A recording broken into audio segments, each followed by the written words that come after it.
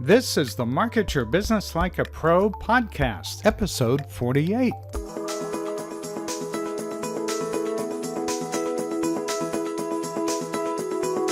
Welcome to the Market Your Business Like a Pro podcast with Countess.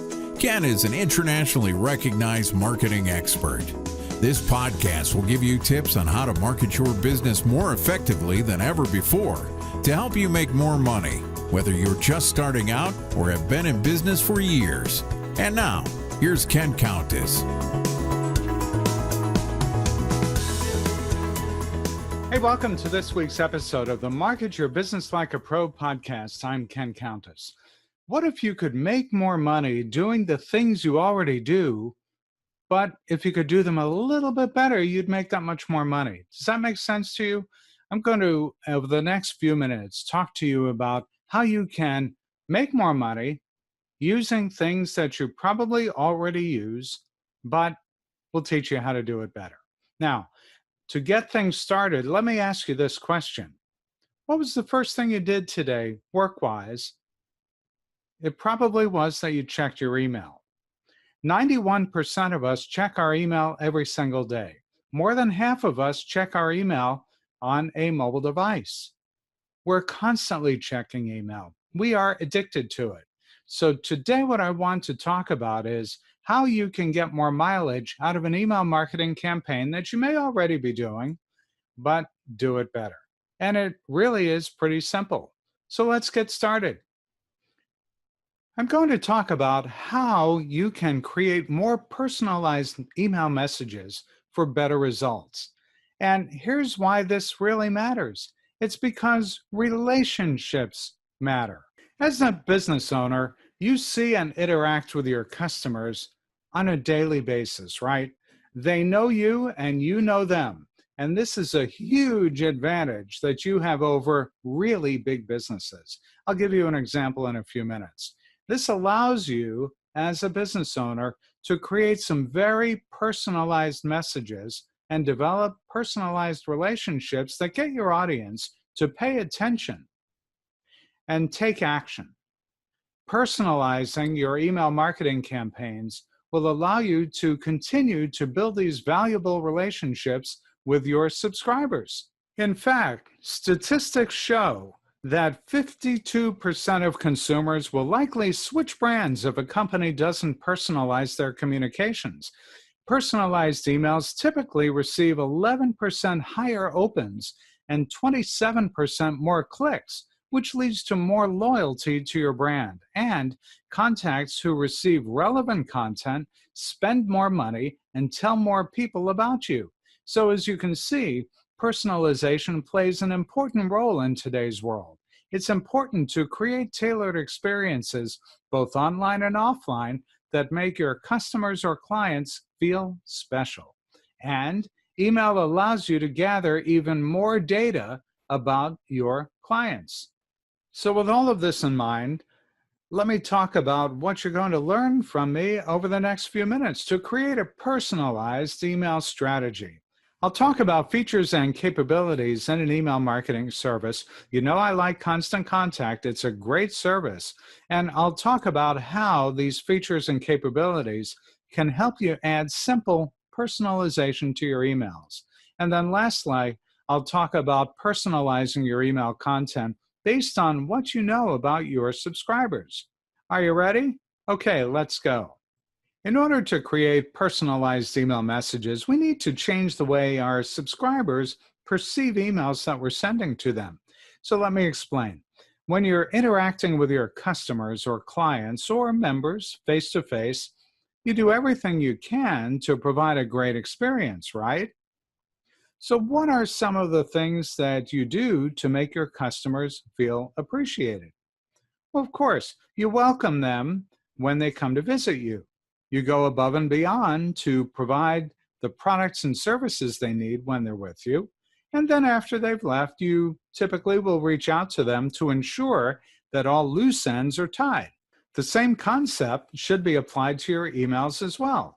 My first recommendation toward personalizing your messages is to stop representing yourself as a brand that blasts or mass communicates with your consumers. So start by removing the terms e-blast or email blast from your vocabulary, especially when you're asking people to subscribe to your mailings. These terms are completely impersonal. Don't think about email marketing as blasting your audience or sending what we call a spray and pray, meaning sending to everyone, praying that it's relevant to someone. The goal is to make each of your contacts feel special. Even if your email is being sent to a large amount of people, it really should be individualized, just as you would customize the experience in person. So when you begin to change the way you approach your communication with your audience, they start to associate your emails with value. That'll give you the real business results you want to see. So focus on people and the relationships that help your business reach success. This will help you extend those personal interactions that your customers really are expecting from you. So what does personalization actually mean to you? I'm going to give you a few seconds to think about this. Think about how easy it is to identify personalization when it's being applied to us, when we're the recipient of it. We have to ask ourselves, why is it so hard to apply this concept when we are the sender? It goes back to the concept of sending information that's tailored for your audience rather than tailoring your audience to fit your content. It starts with the true understanding that everyone has different needs. So there are a few ways that we can brand ourselves as an organization that really cares about these things. And they may seem trivial, but be conversational. A person should feel like you're talking to them directly, not to a group of people. Use the words you and your to make your email feel a little bit less formal, kind of like you're directly speaking to that subscriber. And then be sure that your emails are timely and relevant to your audience. And this is easy to do through segmentation and automation. And when we find the right mix of personalization for a specific audience, you tend to see an increase in sales, revenue, and donations if you're a nonprofit. Stronger loyalty through the relationships that we're building with existing customers. Improvements to the overall customer experience and more repeat business.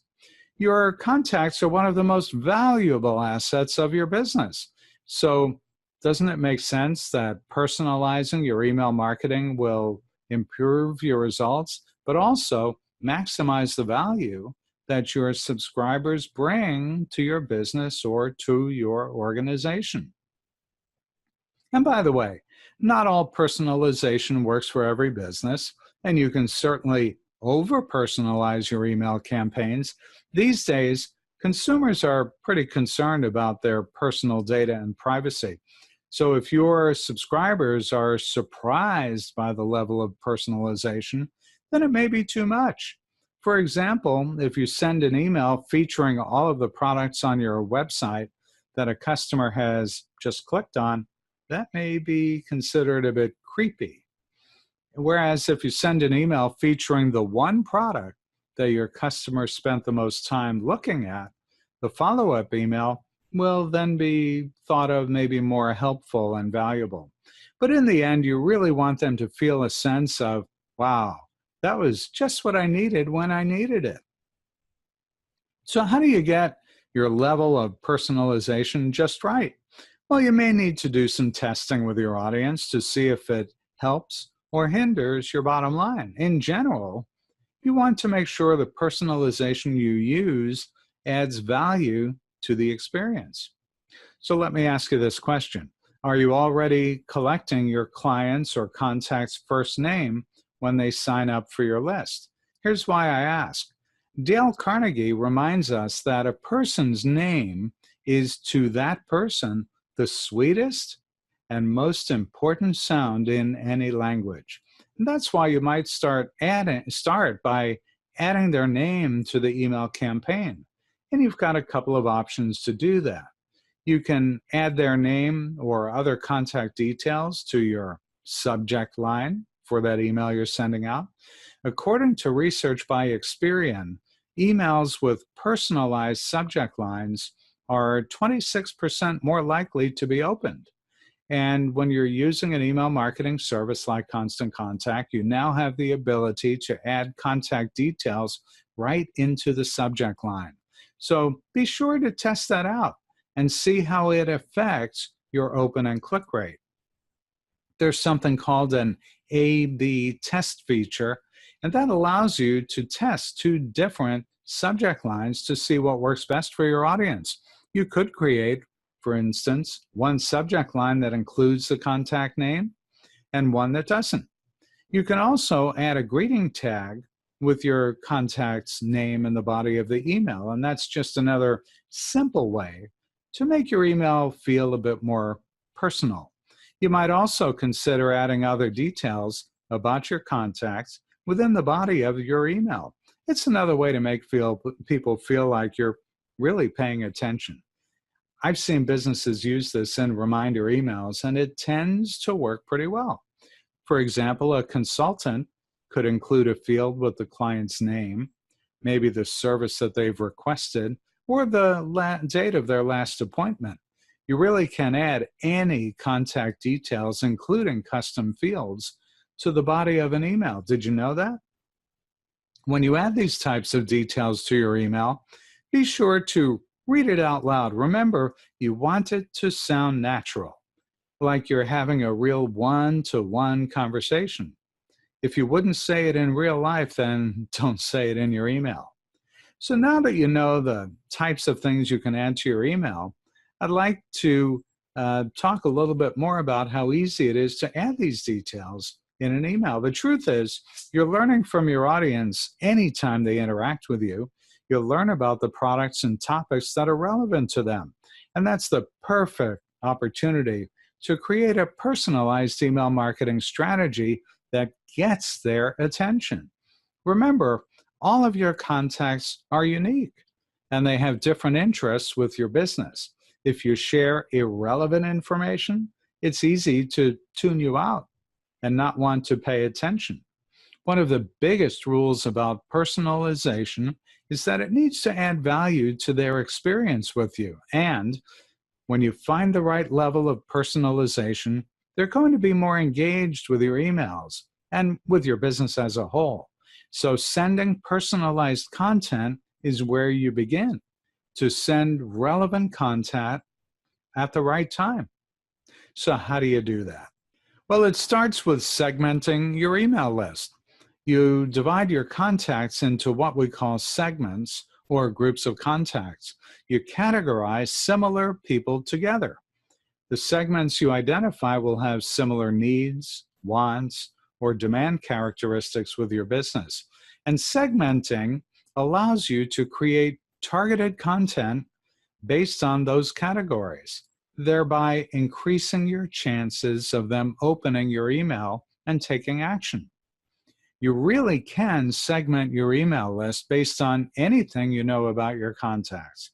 So think about things like demographics or characteristics. That might include looking at their age, their gender, their marital status, or even income and how it relates to your business. One example is that an investment company could send new investors the basics of being a successful investor. And then established investors get more advanced information.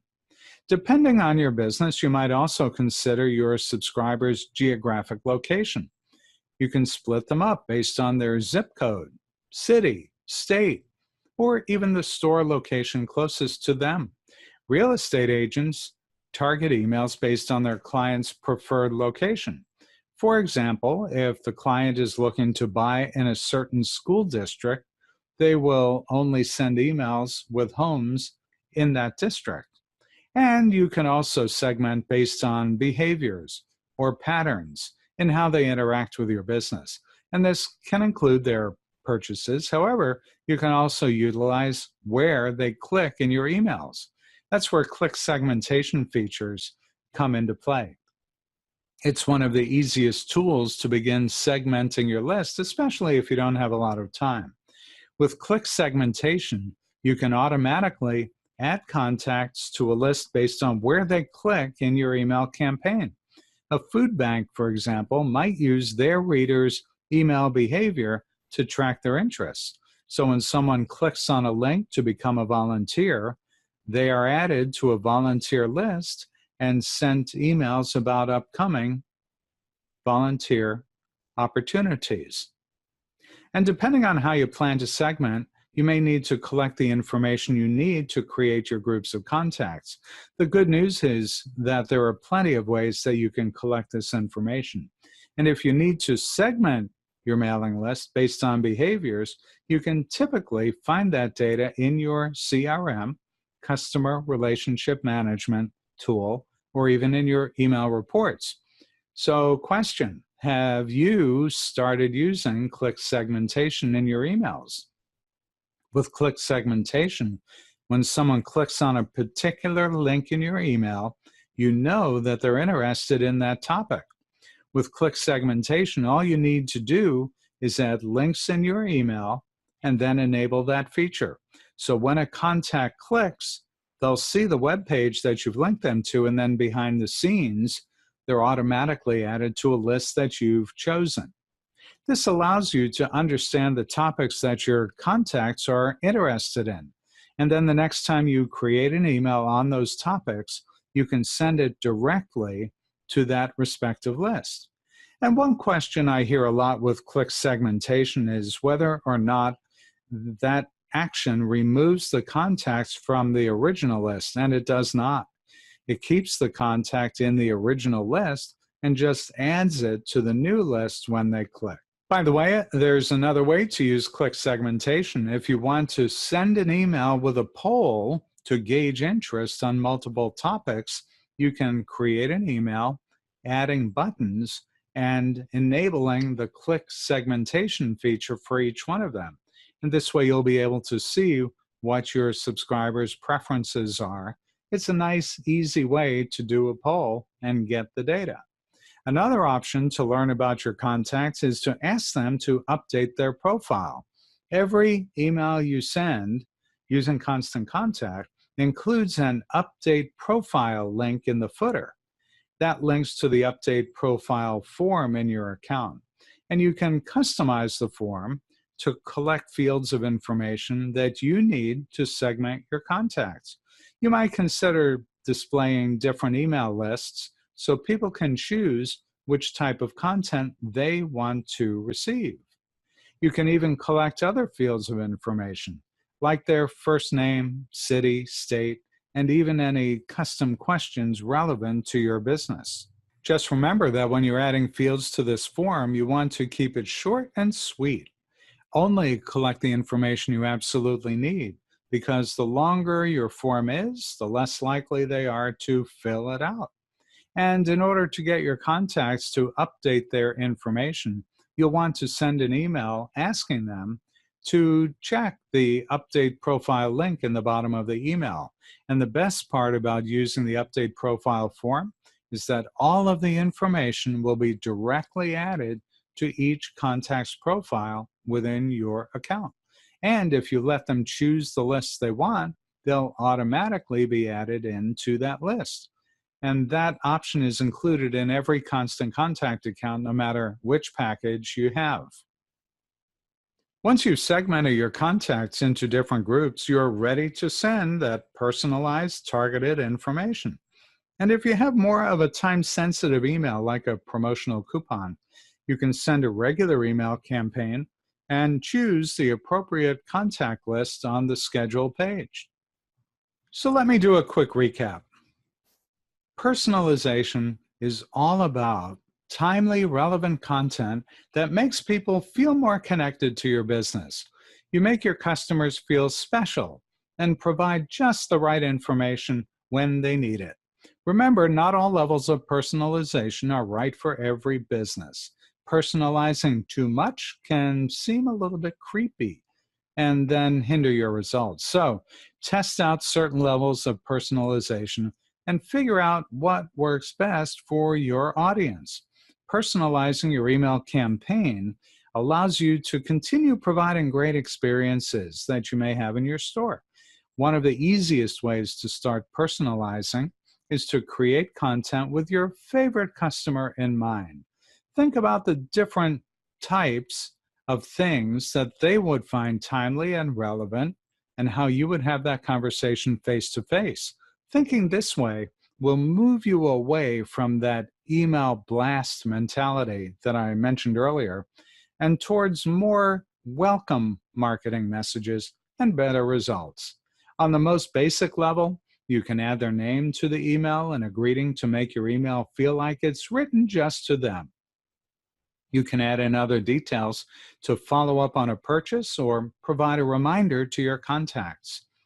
Take your personalization strategy up a notch by sending information you know your subscribers are interested in.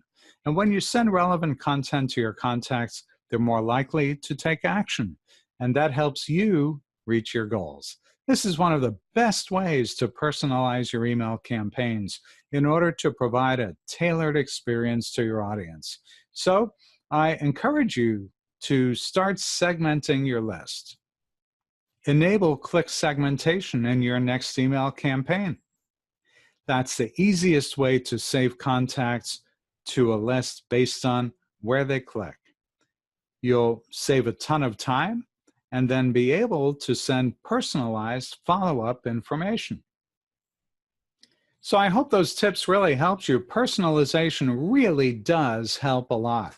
You saw that by personalizing, you can get 26% greater opens. That's pretty key, because your goal is to get them to open the email and then read it. And if you got past that first hurdle of getting them to open it, then you've got an opportunity to get them to click on content. And when they click on that content, you've got them. You know that you've got their attention, you know who they are, and you know when they clicked, and you know what they clicked on. So I hope that's of help to you. If you're not yet using email marketing, I encourage you to go to our website, go to the Constant Contact tab, and sign up for a free trial. It's a 60-day free trial, no obligation. But by the way, if you do wind up signing up for a paid account through us, we'll create an email template for you that matches the look of your website. We will upload your first list for you. And for a limited time, we'll give you 2 hours of personalized training one-on-one. That's with a paid new account that you get when you sign up from our website. That's thecountessgroup.com. So thanks for joining me today. By the way, listen for another minute or two to learn about our Email Marketing Academy. And we also have a new program. Well, it's not so new. It's called the Preferred Client Program, where you can get up to $2,000 worth of free service just by becoming one of our preferred clients. Go to our website to learn how. Hey, that's it for this week's episode. Don't forget to check out our brand new Email Marketing Online Academy. It's www.marketyourbusiness.co/email-academy. That's where you'll find out more. Check out all of our episodes of the Market Your Business Like a Pro podcast.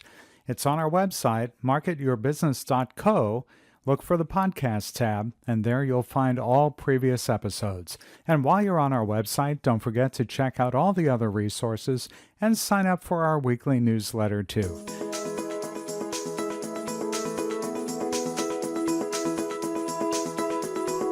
Thanks for listening to the Market Your Business Like a Pro podcast with Ken Countess. Be sure to visit marketyourbusiness.co to access show notes, discover our fantastic content, and sign up for our mailing list. Have questions? Send Ken an email, ken@thecountessgroup.com, or Twitter @CountessGroup. See you next time.